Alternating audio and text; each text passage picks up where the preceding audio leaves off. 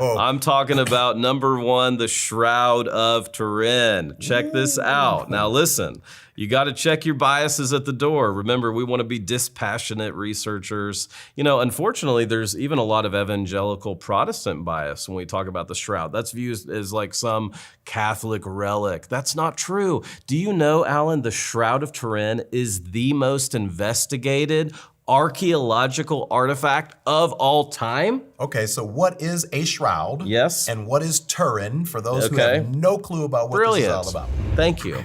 So check out this really neat picture we have. We're looking inside of a tomb right now. A shroud is a burial cloth. Anytime somebody was buried, you've probably seen it in movies as well, they're buried in a burial shroud or a linen burial cloth, and that's what we're talking about here. Why is it called Turin? That's the geographical location, Turin, Italy. You can go there to this very day and see this shroud. Now, what's fascinating about the shroud, I want to show you a slow-moving video because here's the issue that I have, and I'm not going to stake my reputation. I don't speak in certainties as a historian, but I think this is number one because I think it's worth keeping on our list, and let's keep checking out and see the state of the question today. The shroud is a picture, if you will. It is an image that is blasted, to use a layman's term, on this burial cloth. Check out this video as it's moving. It's 14 feet long by 4 feet wide, and you can see it would have covered his front right there. We're looking at the face of Jesus. It would also cover the back of Jesus. Now, it's been dated. The controversial part is there was some carbon-14 dating done. And by the way, there's been 6 peer-reviewed journal articles about all the problems with the carbon-14 dating. By the way, this is just fascinating. That the carbon-14 dated it to 13th or 14th century, so 12 or 1300, saying, the shroud is a forgery. It's 700 years. There's no way it could come from 2,000 years ago when Jesus was resurrected. By the way, here's what it looks like in Turin right now. Do you want to hear some of the facts, though? So that's the case against it. They claim, based on a carbon-14 dating alone, that it's a forgery. The problem is no one can reproduce this forgery. And keep in mind, if it was produced, Alan, in the 700s, there are many aspects of the shroud that are just simply unexplainable. We can't duplicate it today. You want to hear one that's interesting? Take your time, Doctor. Okay. As we say in the old church, take your time, Reverend. So listen, I can't explain this, okay? I'm a historian. I go where the evidence leads me. If you go to Turin, Italy today, and if you go inside of 10 feet as you're looking at the shroud, the image vanishes. Nobody can explain why you can only see the image that we're seeing, and we're cutting over to it again right now. The only reason we can see this image is because the picture is taken from more than 10 feet away. If you walk closer than 10 feet, the image goes away. We just don't have the ability to explain why that happens at the time of this video being filmed. What's fascinating is they get all the details correct about what we now know as historians and critical Bible scholars about what Jesus actually looked like. Keep in mind, Alan, let's go with the critics. Let's pretend that we totally agree with the critics. We don't buy the Shroud of Turin. Well, all of the artwork at the time that the shroud was supposedly forged shows a very effeminate Jesus, short beard, whitewashed European Jesus. That's in all the medieval artwork. There is no medieval artwork that shows this much more masculine Jesus. By the way, how tall is he? The Shroud of Turin, a little under 6 feet tall, very unique. If they faked this, it's interesting, his beard is pressed back in the image. Why? Because they would have wrapped the face this way, as I'm wrapping it almost like a scarf around your face. Why? To keep your mouth closed in burial, so to keep your mouth, so that's why the beard is folded back. Here's the main reason, here's the tweet. Scientists cannot account for how the shroud was made, and it can't be reproduced. There's no pigmentation on it. there's no paint, there's no ink. We're really looking at a negative. Like, remember in photography when back in the day when we'd have to go drop something off at 1 hour photo, when someone took a picture of it, you then see the positive of the negative. The negative is the shroud itself. It's fascinating. Now, this is where it gets really cool. We can debate about this, but some of my friends who were in film school at USC say that Back to the Future is the screenplay of Back to the Future is the greatest movie screenplay of all time. Do you remember the gigawatts that powered the DeLorean Back to the Future? Gigawatts. Yes. So check this out. This is a 3D image of the shroud. What am I talking about happened here, Alan? Again, I'm following the evidence. The body that is wrapped in the shred that is dead, in a moment, has a bolt of light. And to produce the kind of energy, those scientists that have studied it say it would generate 6.4 gigawatts, okay? 6 times what it took in Back to the Future to go back in time. This is the equivalent of like 600 million LED lights. By the way, Bible students, pause right there. Alan, do you remember when Paul is on the way to Damascus? He sees Jesus resurrected, and do you remember the Bible says that Jesus was brighter than the noonday sun? This light of Jesus was lighter than the sun. We don't have a category for this.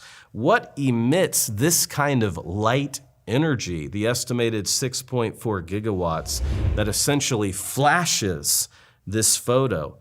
Could it be that we're looking at the very moment of resurrection where this bolt of light of Jesus coming back, being vindicated from the dead, is captured on the burial shroud? It's fascinating. It's even humorous. Here's a Brit, 70 years of age. He put out a $1 million challenge, Alan. If anyone could prove that the shroud was a forgery by duplicating it, no one has been able to do it. Barry Schwartz is a friend. He's a photographer who in the late 70s was granted access. I think he was around the age of 30 or 31. Alan, I'll close with this. He's an atheist Jew. He's there to photograph the shroud. He's there with other scientists. They meet in the lobby of the hotel. They're all giggling, having drinks together. Hey, how many days do you think it will take to prove that the shroud is a forgery? They're putting wagers on it. 1 day, 2 day, 3 day. By day 3, no one was laughing. Barry, who is an atheist Jew, photographs the shroud. It leaves him riveted. He becomes a Christian.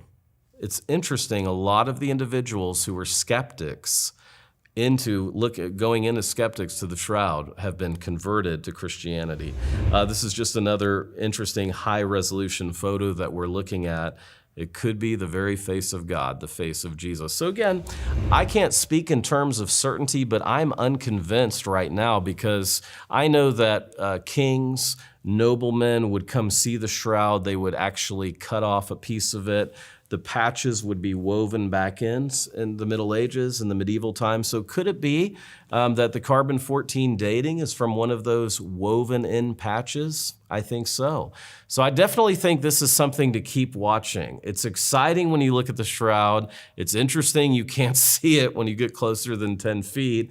And again, the most compelling reason of why it's number 1 on our list is scientists cannot account for how this happened.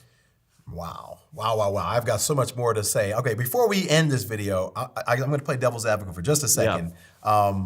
How do we come against someone who might say, you know what, that was just the burial cloth of anyone during that time that was buried that looked like that? Like, how do we get to the conclusion that this image of this person, how do we jump from there to it could or must be Jesus? Because there could be people that were, long hair, eyes. What distinguishes? That's a really good question, Alan. What distinguishes it is this is a crucified victim who has lacerations, flagellation to be technical, I didn't know that. All over his body. Guess what? He's crucified, and guess where the nail prints are? They're not in his hands because you wouldn't be crucified with a nail through your hand. It's through his wrists, because the Romans crucified people through the wrists. So all that is seen in the shroud? All of that is seen. So you could, okay. I mean, I'm doing this as fast as I can in top 10. No, but that's great. It's great to ask that. I mean, you also see that his body is literally whipped 100%, so he was flogged naked. There are lacerations front, back, all inches of his body were lacerated. And all that is shown on the shroud. Yep, you can see all. And by the way, don't remove this image that there's a crown of thorns, almost like a sweatband. If I was playing racquetball with you, no, it was like a infestation of thorns placed on top of his head, and that's why you can see wounds in his scalp, not just on his forehead, but in his scalp. Those thorns were pressed in. It truly was a crown, almost like a hat of thorns, if you will. Okay, so question, before we let you guys go.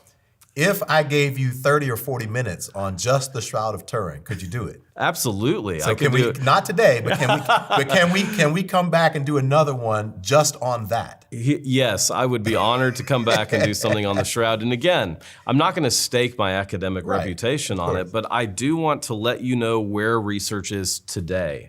And it shouldn't be discounted because that's Catholic or based just on carbon-14.